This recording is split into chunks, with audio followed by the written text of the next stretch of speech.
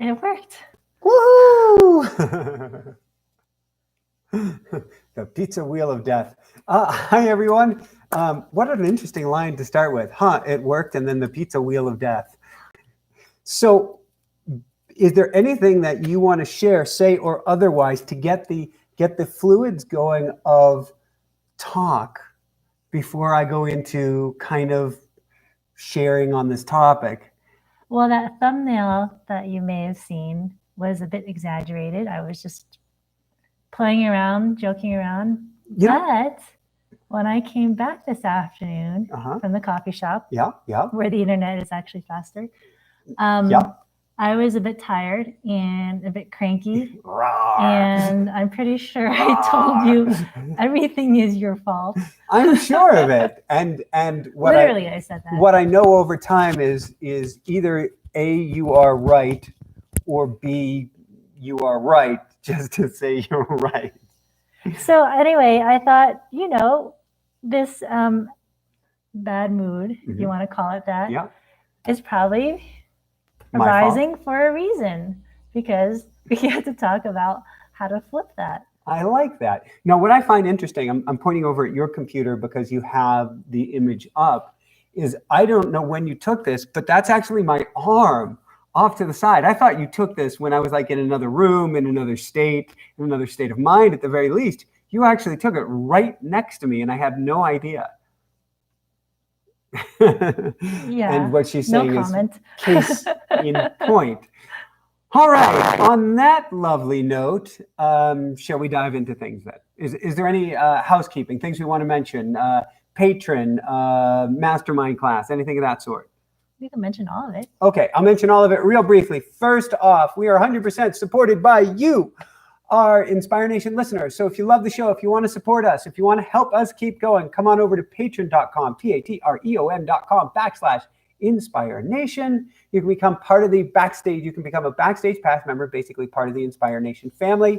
And in return for your support, you get near daily videos, words of wisdom from me, lots of contests, lots of free prizes, all sorts of fun stuff. Jessica's putting the link up for there. And what do we have starting in mid-September, Jessica? Manifestation Masterclass. Woohoo! So excited for this. It's kind of like, would I say group coaching on, I'm not going to say crack, so let's go on steroids. It is, my God, it's intention work, it's manifestation, it's teaching all of the greatness of the law of attraction, but how to actually make it work with 14 of your closest friends who will be even meditating with you and working to help bring about what you desire in life. Super powerful. It's a master class, which means we're going to be working at a very high level to help you achieve your dreams. We're waitlisting for this class. We're going to fill very, very quickly. Jessica's going to put up the link for waitlist. And then any last things before I dive into things tonight? I'm not sure how steroids are really better than crack. Well, crack is addictive. Steroids make you stronger. Not so much addictive, but they can make you, going back to the topic of positivity, they can make you kind of a Cro-Magnon man or woman with a temper.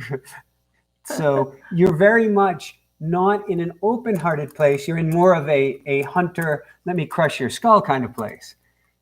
Gotcha. Which kind of happens when athletes get on, not on crack, when they get on steroids for too long, is they tend to become very aggressive. That's one of the shown in scientific studies. Okay. So I don't know, is the class more to get you aggressive or hooked? What class? The master class. I said it's like intention work on steroids, and you said, or should it be crack? No. I never brought up steroids or crack. You did. You brought it back up. I know I did, because I was wondering, how did that come up? Anyway, shall we get started? I think we shall. Although this to me is, we have thought about, there's what? Jerry Seinfeld has his show, which is what? Comedians on crack doing coffee.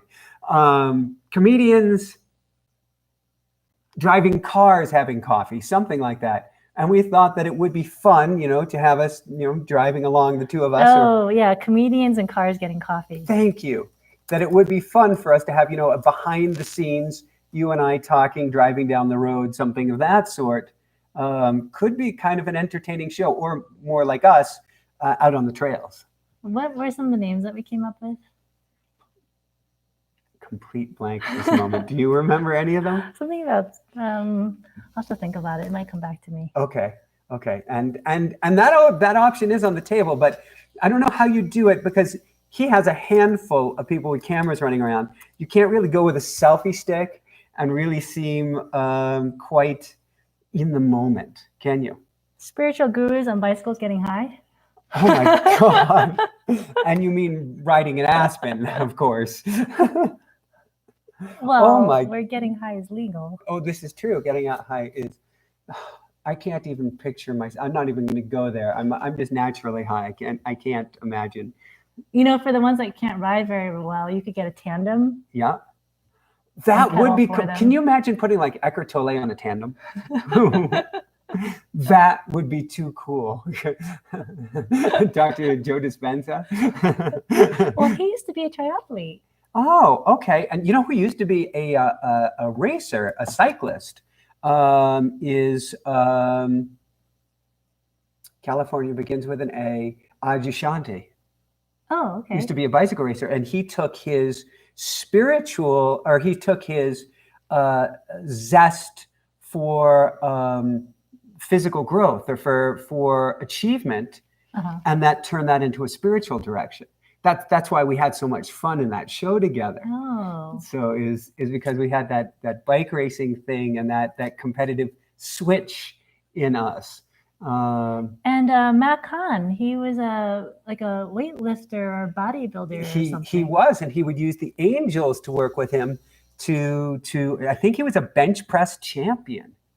Wow. To lift those weights. So yeah, this could work. The spiritual gurus on bicycles getting high. Oh my God. I can't even say that straight. But it has potential. We can get Netflix to sponsor us. It doesn't have to be marijuana. It could be Oh, so this means you literally are gonna have us. I can't even imagine. Can you picture me even trying to drive the bicycle? I'd love to see Eckhart Tolle with like a bong.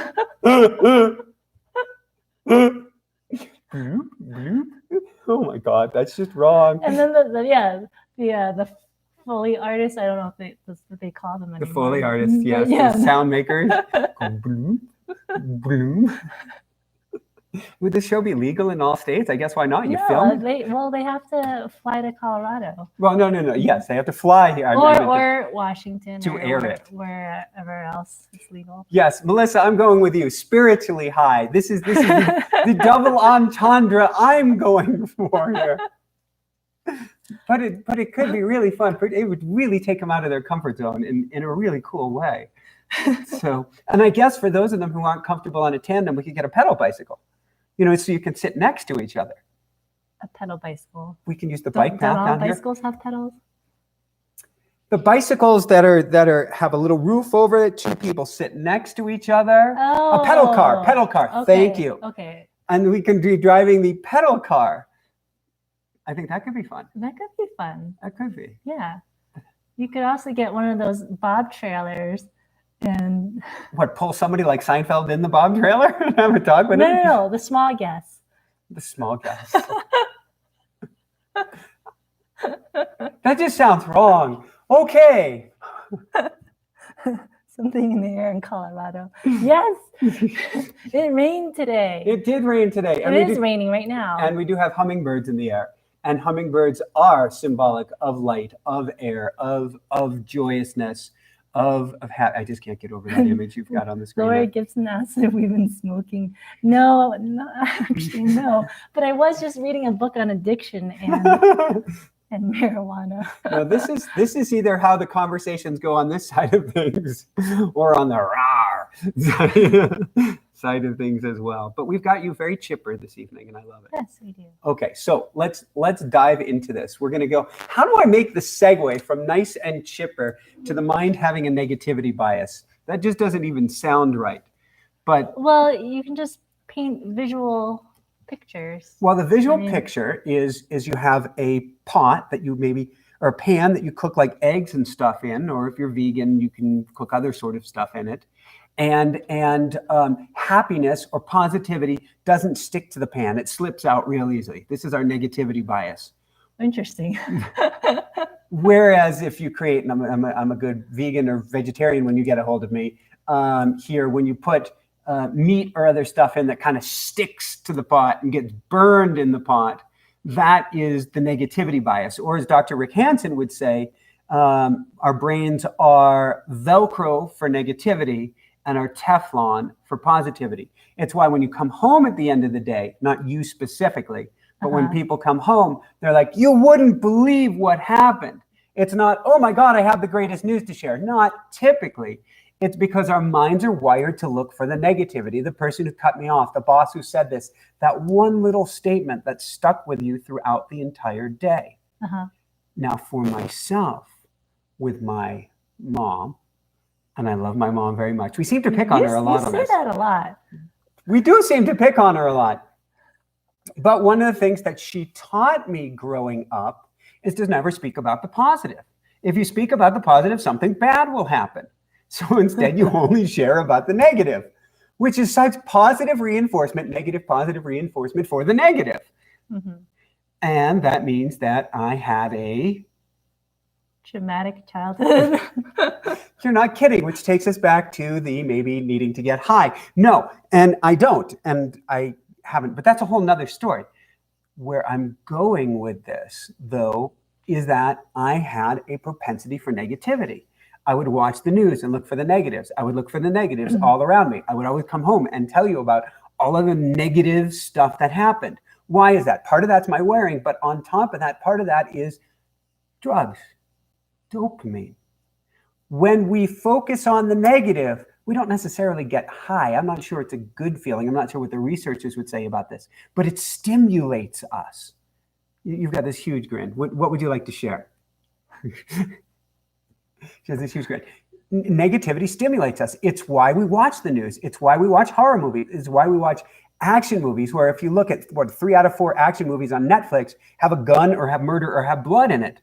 Why is that action? But that's what stimulates us, because if we look for the tiger and find the tiger, we get a dopamine hit. We literally get a rush when we focus on the negative. And this is even after we've rewired our minds to look for more positives. We still get a dopamine hit from the negative? My guess is we still get the dopamine hit, but we have a lot more awareness and perspective, so we can hop off of that fast. You'll even see some experts who say, I like it to be this way, just neutral. What they're really saying is, I don't want the dopamine hit off of the negativity, because that doesn't feel right. And it doesn't. It's like, I deliberately, if there's lights flashing, there's in a car accident or something, I will send prayers, but I won't look. I deliberately won't look, because I don't want to wire my mind for more, ooh, look at that. I've had that challenge in the past with what? Hurricanes, with earthquakes, floods. All natural disasters. All natural. I'd be like, ooh, look at that. Now I see things like, we're supposed to have a big storm here in a minute, and I'm like, trying to gently steer it away. No big flash floods on the burn zones here in Basalt, Colorado. But that's the negativity bias. And yes, what you're saying is huge, which is the more that you focus on it, the more positive reinforcement is for the mind. If I look at that car accident, I get a rush of dopamine that on some level makes me feel good. It stimulates me. It gives me energy. I want to look even more. Thereby, we look at negative posts on Facebook. We watch more negative shows. We are continuously dwelling on the negative, which unfortunately brings more about. You can look at our political arena or anything around us. We are a society addicted to chaos, addicted to negativity. In a sense, it's the energy, the juice that keeps us going. You're tapping. I'm a little concerned about this. I know. It's a little too much talk about negativity. I'm like, okay, can we get to the positive? Last is it completes that circuit of carving a groove deeper and deeper in the negative, deeper and deeper in the record as we focus on that. Okay, so let's skip everything else that I was going to say about negativity, because you're turning into the twitchy squirrel, which I usually am. And let's talk about positivity. And let's go back to your tool that you were talking about, I think, last week and the week before, which is you put one column and you said all the things you didn't like about me. And then you put on the other columns the things that you did, or how it could be a positive story, negative story, positive story. In essence, one of the early exercises that we can do as we gain awareness, and I guess I should actually talk back, I'll jump back to a tool on that after this, is you can replace it with a positive. Yes, there's a car accident. I send them all the love in the world. I send them all the love in the world. I can switch to bringing my mind to a positive. Wow, there's something bad that happened. I'm so grateful for my health. I'm so grateful for my family's health. For each time you catch yourself thinking a negative, replace it with a positive. You start to create a bridge. Thoughts become things. What does that mean? It literally means that the first time you have a thought, one neuron meets another neuron with basically an arc of electricity between it. There's a calcium pump. There's all this other stuff. But in essence, they meet with an electrical bond. Over time, if you keep having that thought, I think a negative thought, replace it with a positive. Those neurons or dendrites or however they go together actually form a physical bridge. A micro habit is connected. An association is made so that each time you think the negative, you immediately flip it to the positive. So you start to get yourself a positivity bias. Now we can start to go looking for the negative. This is an exercise I've done in the past. Old school days, I would carry an index card with me.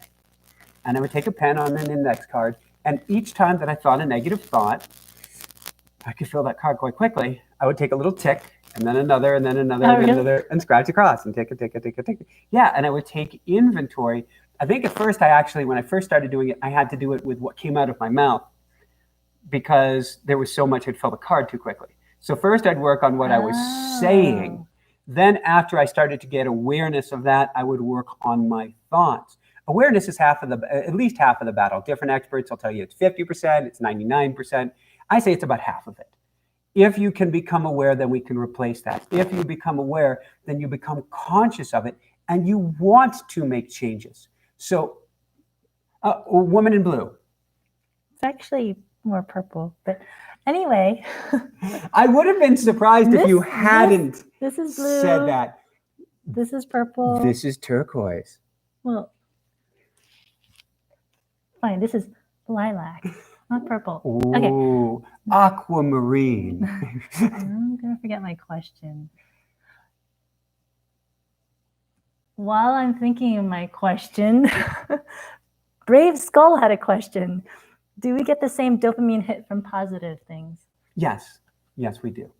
We do. My guess is this is the Teflon Velcro thing. I don't think it has the stick. We don't keep replaying and replaying and replaying and replaying. So off of one ambulance chaser rush or one ambulance chaser, you can get maybe 10 hits because you just keep thinking about it. Okay. And if you saw one thing of colored heart balloons, you get one rush. And you're on to thinking about something else, or what is it, fuzzy puppies or something. So the rush is the rush. You need to plug in your computer. You didn't plug it in for me? I thought it is plugged in, but it looks like the power strip is shut off. Uh-oh. So no, it's on. It's on. So bear with us, everybody. Should I keep talking? Just plug straight in there, even though that's dangerous. You want me to do what? Hold on, everybody. You just told me to do something dangerous.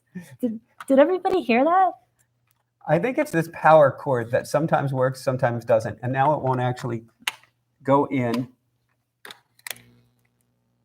There we go. All right, we are good. You were just about to sacrifice. No, see, you are focusing on the negative. I focus on the positive. Woohoo! We got power. And the negativity bias looking for the tigers is going, did you see that, folks? Oh, that dopamine rush. He's focusing on the negative. That dopamine feels so good. Oh, it feels so good. I can see this bicycle something getting high program already. Just give them more oxygen. Okay, where was I going with this? So we can take inventory. We can start to look for this. For myself, one of the early things I went to was a mantra. Question.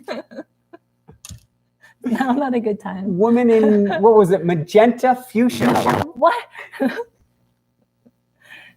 No, fuchsia would be my pajama pants. Question. I'm halfway for bed.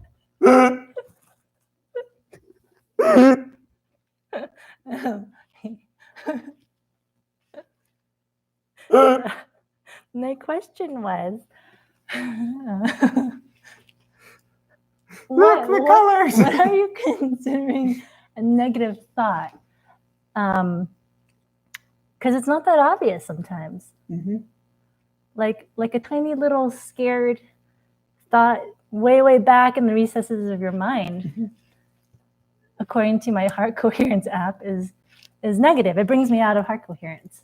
So that's a good way to look at it. That's a very high standard, is what brings you out of heart coherence. My little index card of tics would be like jet black. No. So negative is that's a great question.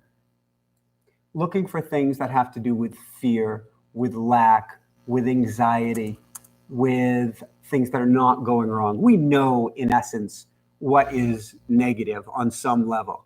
So Lumi's not eating, that would be negative. Lumi, the proud lion, that's positive. Mm-hmm. Oh my God, is Lumi going to eat enough this week? That's negative. Wow, I can't believe how much Lumi is eating. That's positive.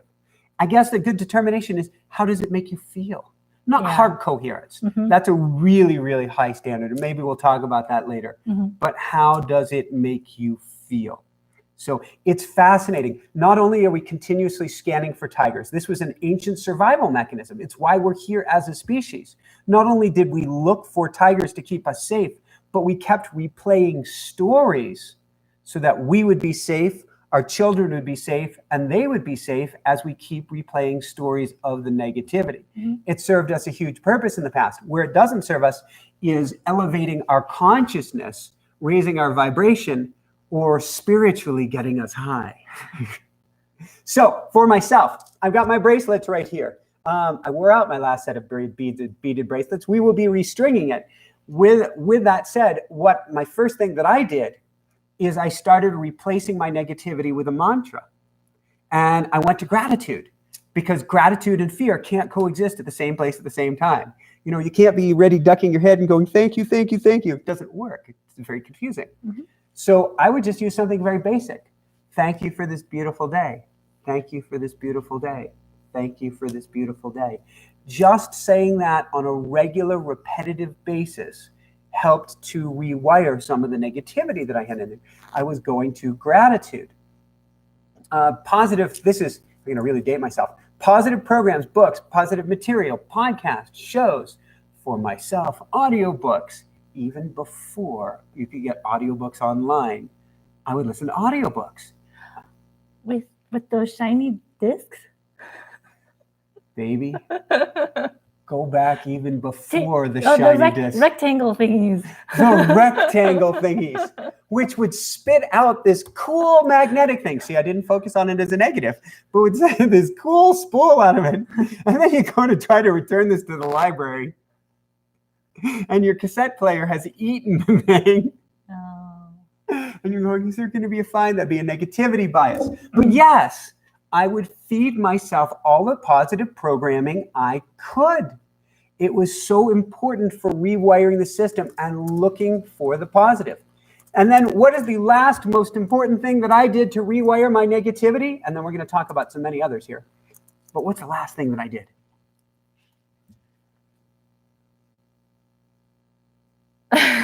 I got you in my life. Why? Because you point out every single time I have a negative thought, doesn't even have to come out of my mouth. Doesn't seem like I'm being very positive. Oh my God. So one of the things that we also do is, like, you come back from a coffee shop this afternoon and I go, tell me something positive. And we can do that together, and you can do that with your loved ones. And this is what I do with all of my coaching clients. Coaching client gets on the line with me. Oh my God, you won't believe. And I want to hear what they have to say. But I want to focus and rewire for the positive. I go, let's talk about that. But first, give me the top 3, 4, 5 positive things that took place this week. They always have them. They're always there. Instead, we're going into negativity. So I'm doing some retraining there. I'm being the worm in their mind. Meditation is huge. Why is meditation huge? You won't pack up. Go ahead. Can you give me 3 positive things that happened? Today or when? Whatever's more challenging. Last week. Last week. Do you remember last week? 3 positive things that happened last week. It rained, so we got some good rain out of it. I had some amazing interviews. Those were phenomenal. Lumi started becoming like a lion, nice and tall and proud. That was really, really cool. Mm-hmm. And he's putting on weight. He's putting on weight. The shock for the mountain bike got working again. I thought that was really cool. And the first third of my road bike race was fairly darn cool. So, and I felt fit. And I love the skates that I've had this past week or last week. Uh-huh. I love my working on form. You're looking at me like you're not buying it. What is it? I'm resisting negative comments. Okay. All right. So, which leads me to our next tool, which is meditation. And you go, but meditation, I'm not focusing on the negative or the positive. What you are doing is strengthening the mental muscle of awareness. The more that you're in meditation and can focus on your thoughts, but I'm not supposed to be thinking anything. Well, unless you're the Buddha, thoughts still come into your mind on occasion. No, I've gone to a Vipassana retreat. I have no thoughts. You're awesome. For most of us, thoughts come in. And when the thoughts come in, we can choose to get on the train or not get on the train. But just noticing the thought starts to strengthen the muscle of awareness. What does that mean? The more that you strengthen that muscle of awareness, the more that you catch negativity and are able to nip it on the bud, because you can choose which train you want to go onto. You can also focus on positive activities. This is one of the missing pieces in life today. This is what I get from so many of my coaching clients. I love to do this. I love to do the other thing. But my parents, my loved ones, my elders, my this, my that, they say it's not good for me. I need to grow up. I can't make money at it. That's not practical. You got to get real. It's not realistic. And so we shut ourselves off from the flow of positivity. Jump back into it. Look for what gave you the childlike joy. Bicycle racing. No, the downhill with the totally sketchy riders freaked me out. But the uphill, even behind the main group, even when I couldn't take in a full cup of oxygen, I went, ooh. And as I passed this one person, I'm like totally out of breath. And this is an old school joke. I go, pardon me, but would you have any Grey Poupon? I was high on the bicycle, even without oxygen. Did you really take your hands off of the handlebars and go woohoo? I probably had the hands on the bars and went woohoo like that. I probably didn't actually take them off. I don't know if I could do an Akashic record replay. Maybe I did. It was wobbling uphill 7-8 miles an hour. But I was having a ball and childlike joy. So focus on the positive activities. On the negative side of things to let go of judging yourself. We're our own worst critics. You may find that you absolutely love an activity if you're not judging yourself for it, if you let yourself do it, if you let yourself be silly, if you let yourself honk on camera, if you let yourself wear those fun clothing, you let go of that self-criticism. Yes, go for it. Yes. Where are my bunny slippers? I used to have some really good slippers for this house for this winter. I've never seen you with bunny slippers. I used to have fun slippers. But if we can find some organic cotton. Organic cotton bunny slippers. Recycled polyester. Val Kilmer and Real Genius, here we come. So yes, we have to stop judging yourself. Let the happiness back in. Get a few more of these. If you want to be fit, surround yourself with outrageously fit people. If you want to be happy and positive, surround yourself with outrageously positive people. Don't hang with the Debbie Downers. Love them, send them all your love. If they're your loved ones, you may have to spend some time with them, but then gently move yourself away and more towards positive people. They will help you bring out your best. And then, as I'm sure Jessica has been typing up a storm over here, laughter. You're like, what is this? Why the air quotes? Those are not air quotes. Those are dangerous weapons. But no. We're talking movies. We're talking stand-up comedy. Talking air quotes. We're talking. None of that right now. I don't even have to point them at him. what we found what we found after my last big accident was that last accident. Thank you. Yes. Yeah. I started honking. I started having this joyous laugh. We call it, I don't know if it's my Buddha laugh, my something laugh. I'm not trying to, whatever. But a honking came out of it, a honking that was very powerful for healing. And it came out first when Jessica was tickling me, and then this means she's threatening to tickle me. So whether it's movies, whether it's stand-up comedy, whether it's tickling, anything, go to something positive. So Jessica loves stand-up comedy. It's one of those things that she's like dying laughing on the couch, aren't you? Depends on the comedian. Yeah, it depends on the comedian. So go to something that makes you laugh and do something creative. When you're inspired, you are in spirit. You're plugging back into divine happiness. The trick again, do it without judgment or attachment. Play with dough like you're Play-Doh, or clay like you're a little kid. Paint like you're a little kid. Mix things up, concoctions, meals, herbal remedies, anything. I guess you didn't really play with herbal remedies as a kid, though some kids today may, Indigo kids and beyond. But do it without any judgment or attachment. Last thing, doubling back onto canceling out some of the negativity. Do things like emotion code, and especially tapping to remove negative wiring or negative patterns, and allow room. Nature abhors a vacuum. Allow room for the positivity to come in. So before I open it up to questions or go from there, anything that you would add to that? Well, I was having my own conversation over here, talking about how listening to your honk is an instant mood shifter for me. So all this time I've been using these on you, trying not to gesture too much. Using these for Kermit the Frog here to shift your mood. But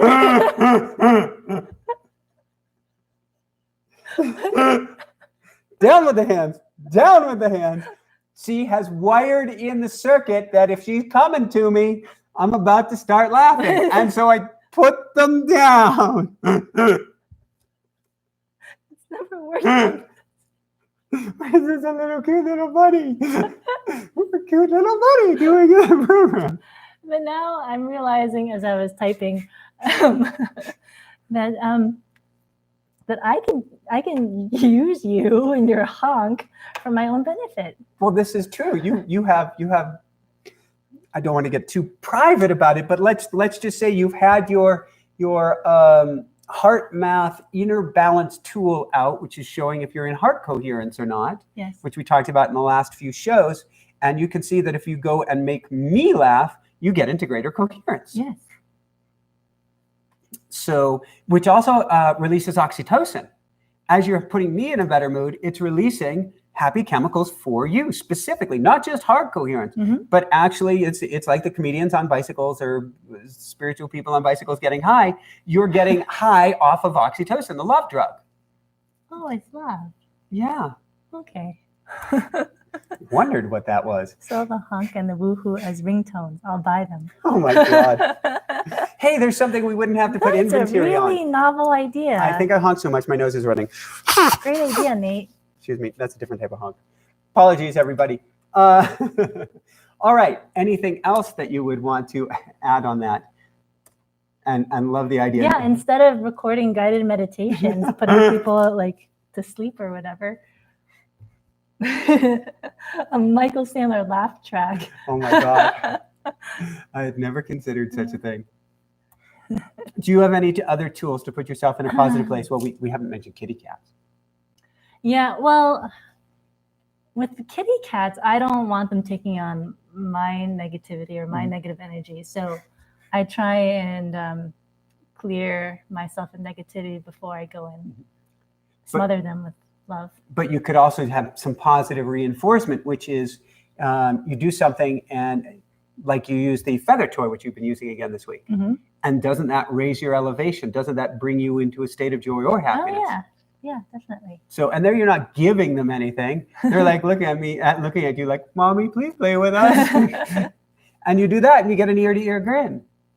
Yeah. So we can do that with our kitties. We can do that with our loved ones, at least when they're in a better place. But usually they feed off of our place. So if you can make that switch, I'm not sure we really want to go into heart coherence again because we've been talking about it a lot recently.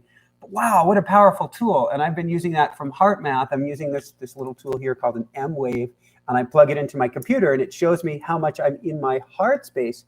And you can notice, just like you're talking about, I'll be like, breathing gratitude, send out love, in gratitude, out love. You know, you've got that mountain bike race tomorrow. Oh yeah, in gratitude, out love. And it's going incoherence. A second later, it's going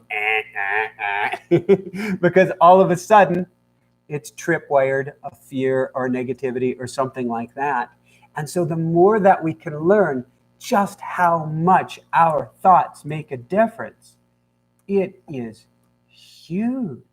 It's absolutely huge. But it also has been teaching just how much you can lay a foundation for positivity through the breath. That really is everything. If you get in sync with the breath, you stand a great chance of getting into a positive place because you're resonating with the heart.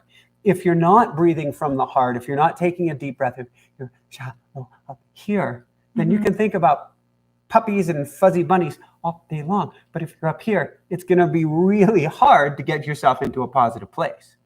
Yeah, that's an important point because people always talk about following your breath and slowing down your breath. And I always thought, yeah, that's great for the body. But I never realized how it actually affected my emotions. Hugely so. As you pointed out to me, and then I found out from using that tool, which is the breath may be more powerful than our thoughts. The breath may be more powerful than focusing on breathing in and out through the heart. It is the drum or the metronome that sets everything in place. Especially if you're in like a really, really challenging place and like you just can't shut off the mind. It just keeps going back to the negative thoughts. If you're having a really hard time controlling your thoughts, it's a lot easier to control your breath. And then from there, it gets a little bit easier to control your thoughts. Yeah, and it's a chicken and the egg. When you get into those places, I've had a lot of clients where you're in a panic attack, you're near a panic attack, and you can't catch your breath. If, however, you've been practicing on a daily basis, focusing on the breath for 5 or 10 minutes a day, you've carved that groove in the record. You basically put your foot in the door. So when you get to a difficult situation, when you get to a panic situation, when you tighten up, you can go, oh, wait, I have a tool for this. I can go back to my breath. Nice, slow, deep, diaphragmatic breathing in and out through the nose. And then you're going, wait, it's not. I'm a little scared of that hand there. Question. Woman in, please, what color is it you're wearing now? Lilac. Woman in lilac, Lavender. yes. Lavender. Oh, no. Every time you ask me what color am I wearing, the question falls out of my brain. Oh. What were you just talking about? Okay, but Inspiration Files has a question. Perfect timing. How do you breathe through the heart? Very good question, Inspiration. It's more of a visualization. So I always recommend breathing in and out through the nose. And the reason is basically as babies, we are obligatory nasal breathers. What's that mean? If you wanted mama's milk, you had to breathe through the nose, not through the mouth. So when we breathe in and out through the nose, it triggers a parasympathetic. You have basically two sides of the nervous system: fight or flight, or rest, relax, and digest. It triggers a rest, relax, and digest response, a parasympathetic nervous system response. I'm seeing people dropping off already as I'm going to the science on this, by breathing in and out through the nose. So you breathe in and out through the nose, but you imagine the air going into your heart and back out through the heart, and into the heart and out through the heart. So breathe into the heart and out from the heart. And you can do this. Where was I going with this? So it's through the heart space, like the area. It's not like you're actually envisioning oxygen going into. Well, in a sense, I feel the breath going into my heart, not necessarily oxygen and different chemicals and stuff. Or compounds, nitrogen and stuff. Like little molecules. That would be cool. They did that in I Heart Huckabees. They had all the different molecules and stuff. Really cool movie, Dustin Hoffman.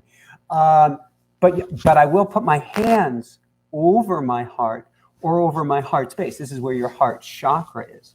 So I will put my hands here, which helps me focus on the heart. And I can see the difference on that heart math tool. If I put my hands here, particularly to start the meditation, I bring my attention and awareness to the heart, and that makes a big difference.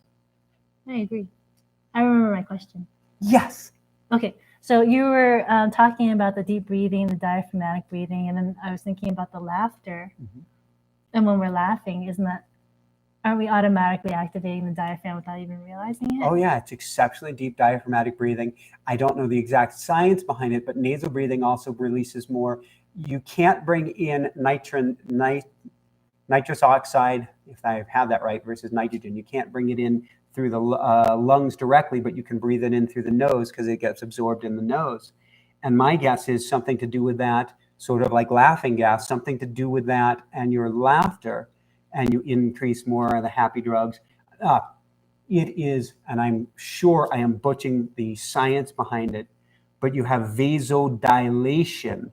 When you're laughing, you're bringing in more oxygen. So you could literally get a Rocky Mountain high on oxygen. Oh, then, okay. Yes, Lumi.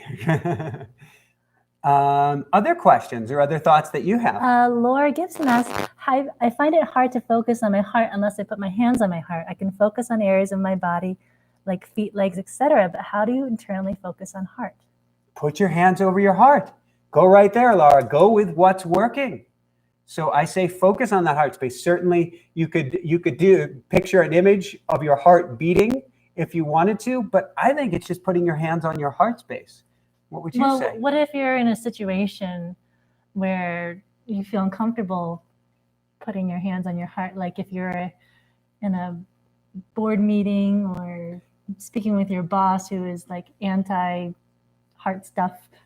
So if I'm speaking with a boss, first off, and they're anti-heart stuff, I'm going to the breath first and foremost. Not even going to the heart. I'm just going straight to the breath.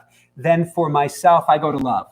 So, and that's what I'm using in my coaching sessions. That's what I'm using in my interviews. I'm sending love. And that's naturally coming out from the heart. And that naturally produces oxytocin as well, because I'm helping the other person. So you can be doing that while you're speaking to your boss, even though they may not be saying something that you like. And we've had this experience a lot, particularly over this summer. If you're upset with me, you know that I'm actually going through, I send love. I send love. It probably drives you insane. But on some level, it works, right? Sure. So because you become the biggest tuning fork in the world, understand you have power. Getting into that heart space, you have power over those around you. Power to do good. The second you try to do bad, you come out of that heart space. So there is no dark side in this case because you can't stay there. But the more that you're sending love to another person, the more they get in sync with you. The more that you're in your heart space, everybody feels great around you. We all know people who, when they come into the room, we feel much, much better. They're heart-centered. They're in their heart space, and you just want to hang with them. You want to be with them, and whatever they want, you want to give them. That could be dangerous, but it has to do with resonating with the heart. There was a question here from all right. Inspiration Files. Michael mentioned the Akashic Records. Does he work with spirit guides? Does he recommend how we can connect to our own? Ooh, that is a brilliant, brilliant question. So I don't work with one spirit guide in particular. I have a prayer that I do that includes some archangels, light workers, all this fun stuff.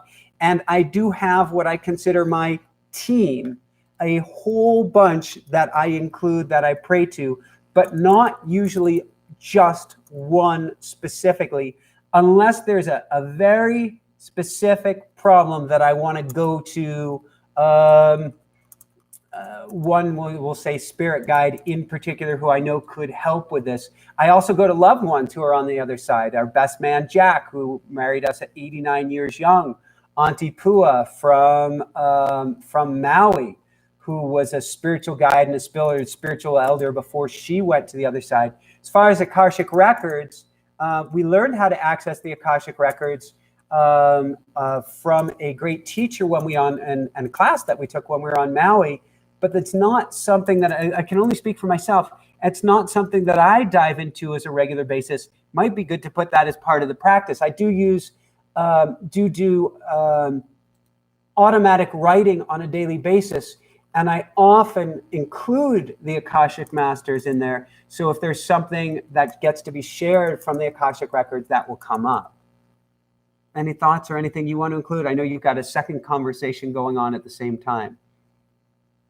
I don't communicate with any specific guides either. Yeah. And so I've been reading Paul Selig's latest book. Yeah. Called The Book of Freedom. And it's a channel text. All of his books are. And there are guides, plural, that speak to him, and he doesn't identify them with any specific names either. Yeah, he calls them the guides. And I have done that in automatic writing. I have, in the past, when it was more of a new toy rather than the tool it is now, when it had this novelty in it, I would ask, who is this? Who is this? Who is this? And I could never get an answer out of that one. So it was the collective, it was the plural, it was consciousness, it was my inner wisdom, but I would never get a specific answer. And I'm going to add, you're writing, I love all of Paul Selig's books, and I love them, I love them, I love them. And that is often the voice that I get. I believe that you get as well, at least on our better days. in our. Well, yeah, I mentioned this. I'm not sure if it was in the last. Oh, I guess it was a live call. One of the classes we taught. Automatic writing. When I have finished my automatic writing session and then I go and open one of Paul's books, oftentimes it's a continuation of what I've been writing about, much more eloquent than what I've written, because he's just a clearer channel and I'm just a beginner by comparison. I'm going to challenge you on that. Part of where I think his the expressions that come through from his guides, I have a feeling it has to do with the channel. And by that I mean not where he's at, how far he's at, but he is somebody who was a tenured professor in screenwriting for 25 years. His job was to write in prose. So it makes sense when they use him as a vehicle, it comes out a lot more eloquently than you or I. So I think the channel may be as clear, but the vehicle is different. It has a different, it's like one comes out with a harp, one comes out with a flute, one comes out with a trumpet with a plunger on the end of it. Well, when he's channeling, he's speaking. He's not writing this down. It's true. And so it's coming out at a much faster and a more fluid manner. Whereas for me, sometimes it could be like, stop and go, a little stuttery as I'm writing. Yeah. And I've been finding lately, I'm not sure why, it's a head versus heart thing. Lately, I've been working on getting up a little earlier still, because the connection, there's been such emotional stuff going on in my life that I'm not sure if I'm not tripping into ego at times. And so on the deepest subjects, all of a sudden my automatic writing will freeze up, and I know that's my ego trying to get in there. And that's rare, but that's been happening over the last few weeks for myself, which isn't necessarily a bad thing. You learn from it. You can route out some of the trip wires, but then you got to dive deeper and deeper still. Do we have a few more questions? Inspiration Files asked, which book do you recommend? And I said to start from the beginning, but I don't remember which one is the first. Did you have a favorite? Well, his first is the book of something, something, and something. It's a 3-part, right? Isn't it? Boy, I love them all. His most recent is my favorite. I feel like that truth? The most recent one is always my favorite because each one builds on the last one. Yeah. And it just feels like a step forward every time. You can't go wrong with any of them. I would, go on to Amazon, look at what his original one is. I would start with there as well. But if you say, nah, I just want to go with the latest, you're going to be fine there as well. Because one of the things that we didn't really talk about here is, and that Paul's guides are talking about it all the time, and it's something I found in automatic writing when I teach it to people, is there's a resonance. There's being in a chord. There's being in resonance, which is actually this plate over here, negativity bias, is driving me nuts because it keeps vibrating as I speak. And because I spend so much time listening to guests, I hear all the sounds, these kind of microphone sounds so clearly. What's happening is the plate is getting in vibrational accord with my voice. It's getting attuned with my voice. When you read a book from Paul Selig, even if you don't understand the words at the fullest, deepest level, you're starting to get into vibrational alignment with the guides. Mm-hmm. That's a good explanation. So, and so the fish plate has been very helpful over here this evening. But it's something, as you go into automatic writing, as you go into his books, even if the words aren't flowing for you from a guide specifically, you start to feel differently. It's why I've helped a lot of people with depression or serious challenges of that sort through automatic writing in particular, because the very act starts to raise their vibration up. Another reason to look at like positive music, meditative music, and binaural beat brain entrainment music is it shifts your mood by getting you into vibrational accord with what you're listening to. So we've got time for just a few more questions. And Jessica's writing down a link. We do have an online course on automatic writing. We do. Yes. Vaishnava asks, have you ever attempted lucid dreaming and did you have any success with it? If so, which method was best for you? Beautiful question, Vaishnava. Yes, I have attempted lucid dreaming. Yes, it is one of my favorite things to practice. No, I do not practice it enough. And I haven't found for myself one technique that works best. Not because the techniques are not great, but because I haven't put my focus on it. I'm convinced if I put my focus on it, I would have lucid dreamings on a much more regular basis. One of the basic techniques, grab a doorknob. And each time you grab a doorknob, ask yourself if you're awake and check your watch. Why would you do that? Well, because in a dream, if you check your watch twice, the time changes. And so each time you check a doorknob in the waking hours, if you check your watch a couple times, then you're going to do that in your dreams. There was another tool. There's one where you Yes, thank you. Stare at your hands, right? Yes. And so if you stare at your hands and stare at your hands in the daytime as a focus exercise, and then if you can stare at your hands as well before you go to sleep, you'll find yourself at some point in your dream staring at your hands. And actually, I think you stare at your hands and you may ask yourself, am I awake?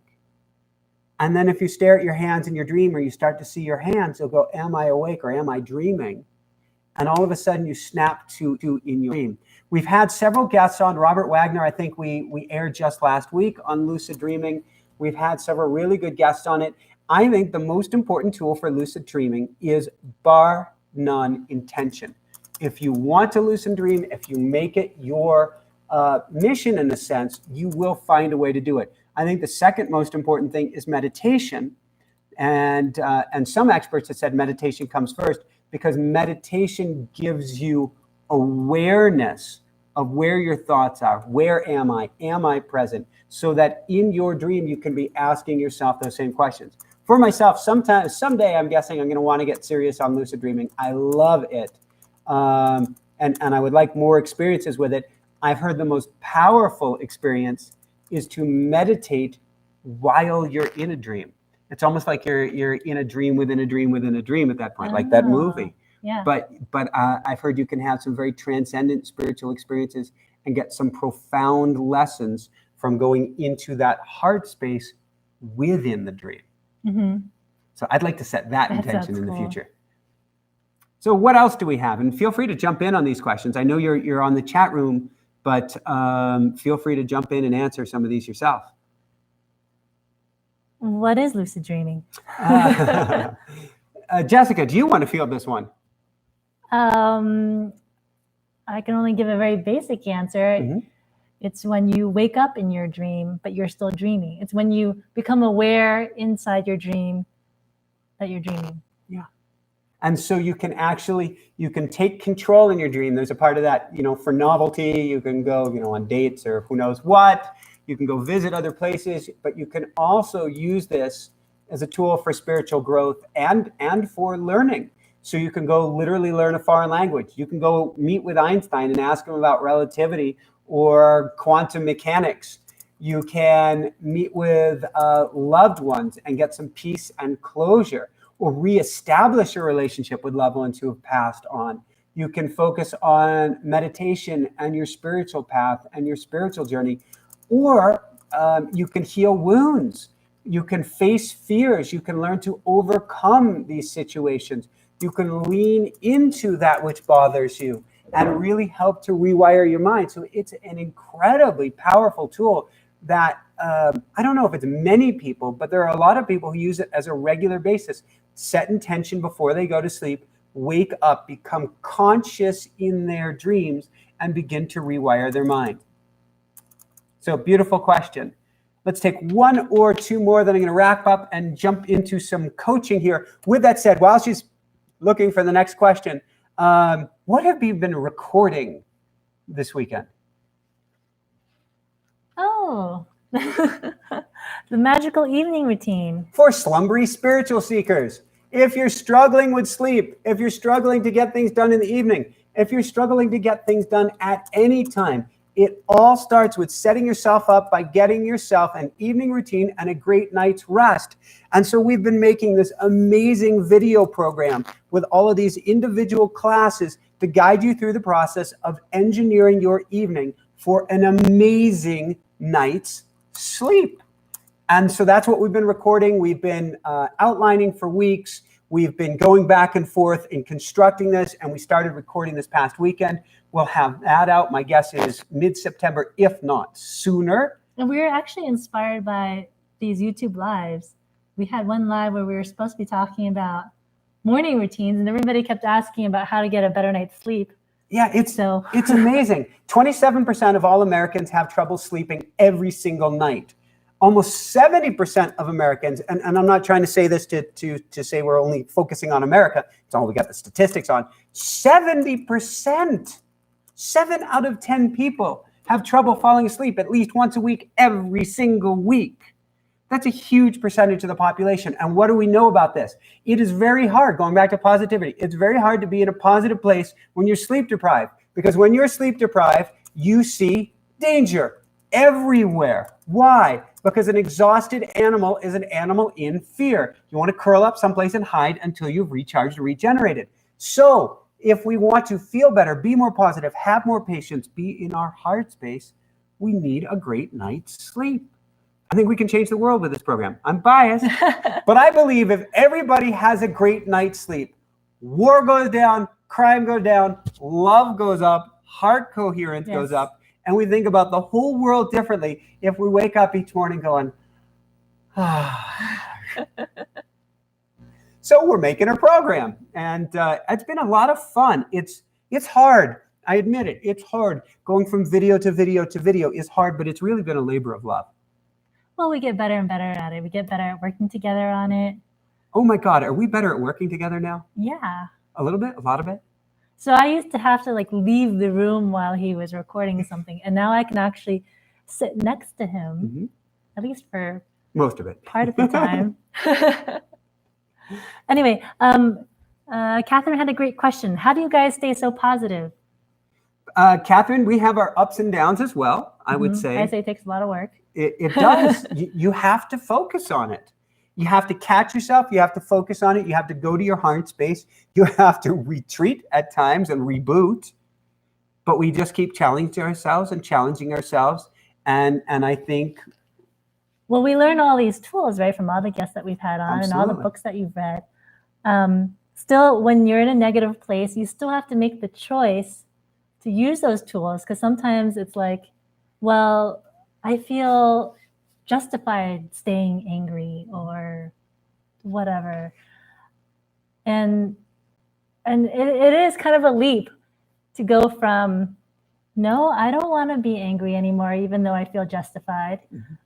I want to feel better. Yeah. So I'm going to do X, Y, Z. And for myself, one of the big pieces of awareness has been that oftentimes when I get into a negative place, I'm playing a program from my childhood.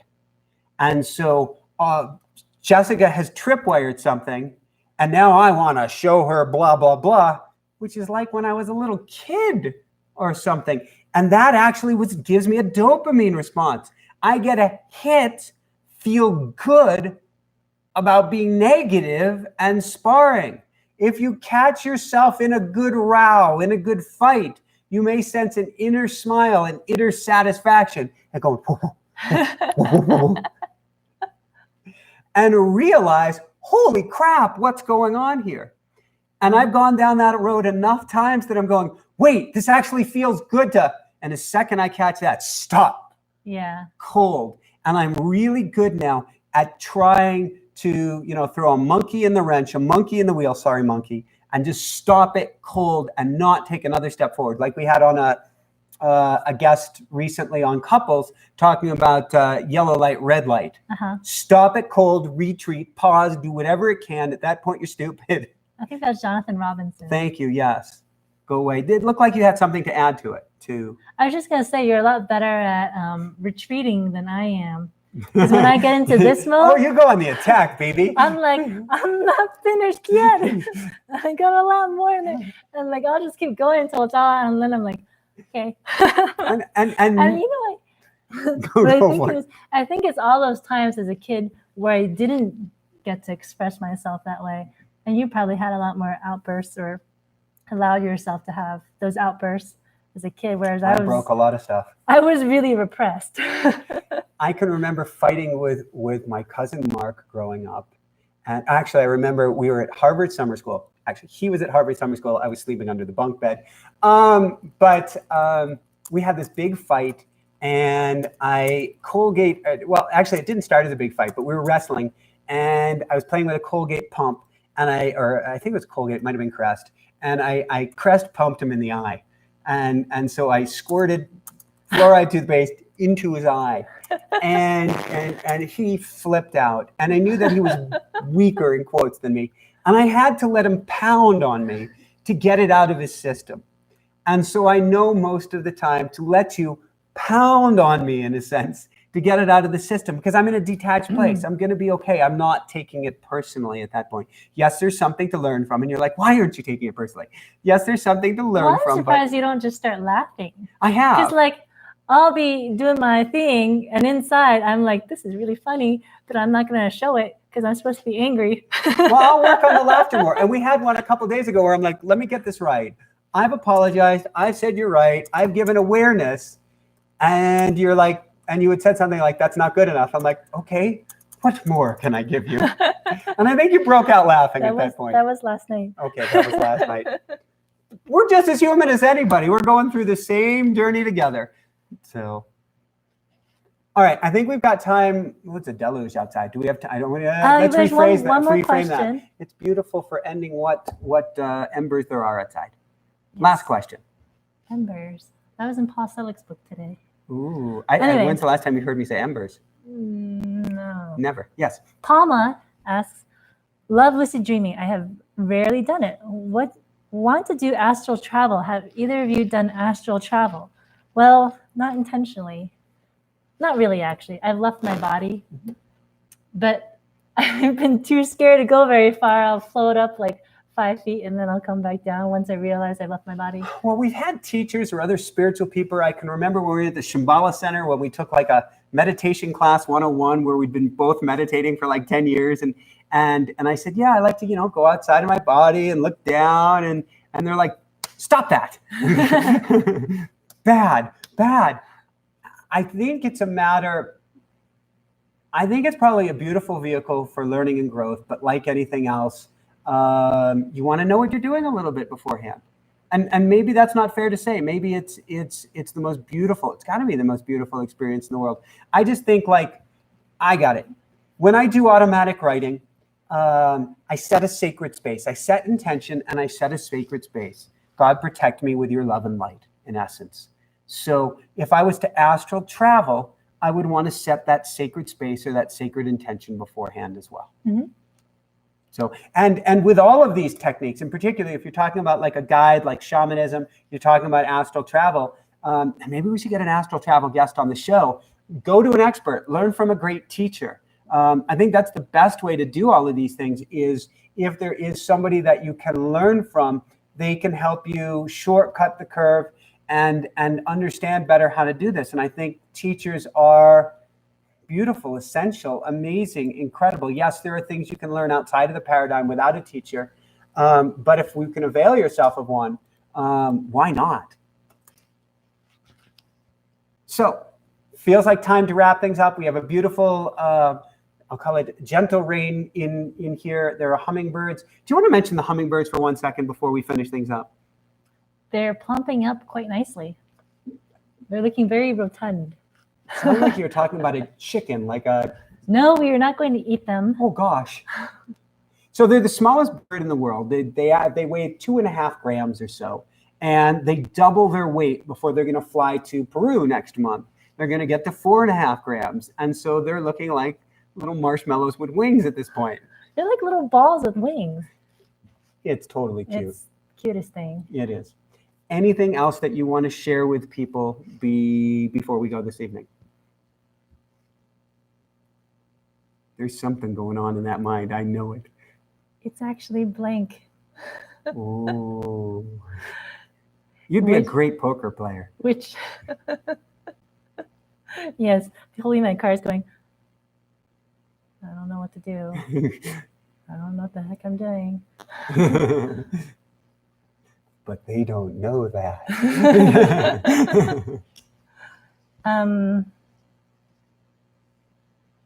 You know, if you're having a challenge flipping your perception of a situation from negative to positive, shoot for neutral. That's huge. That's what I've been doing with the smoke when I see smoke outside, because of all the fires nearby, and the smoke, they say, is also from California. For many weeks, I was looking out the window first thing in the morning going, oh, that's bad. And then I decided, let's not label it bad. Mm-hmm. We're not going to deny it and label it as like beautiful, perfect blue skies either. I call it opacity. Instead of labeling it anything. I've just been saying it is what it is. Mm-hmm. And I feel better. Because as soon as I label something as bad, that sends a whole chain of effects in my mind and my emotions, which leads to chemical reactions in my body. Bingo. And then I end up feeling worse. Now I'm not feeling like 100% when it's dense smoke out there and I can't even see like down the driveway or something. But I'm not feeling as bad as I was when I was labeling it bad. Okay. Can we end now? Can we end now? I suppose so. We'll end till next time. Oh my, yes, I have 5 minutes to get centered. I'm at a good centered place. I could jump right into coaching this minute.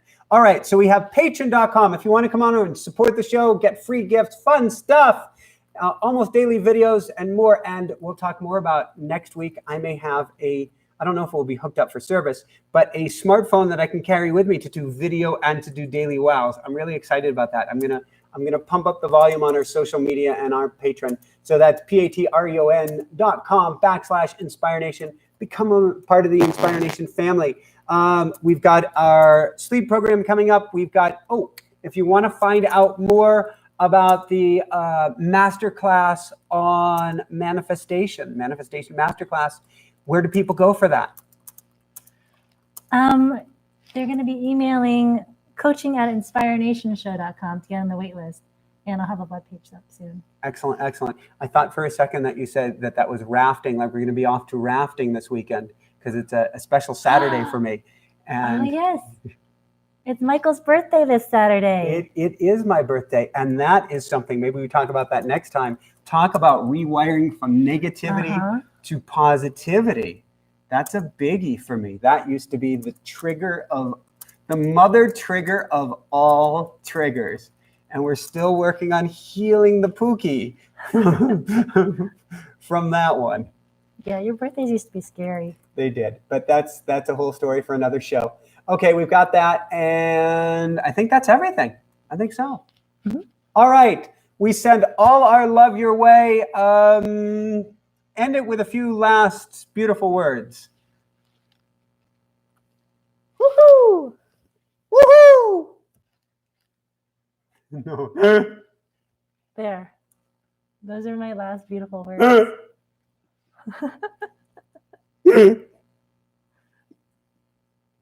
I'll use fists. Well,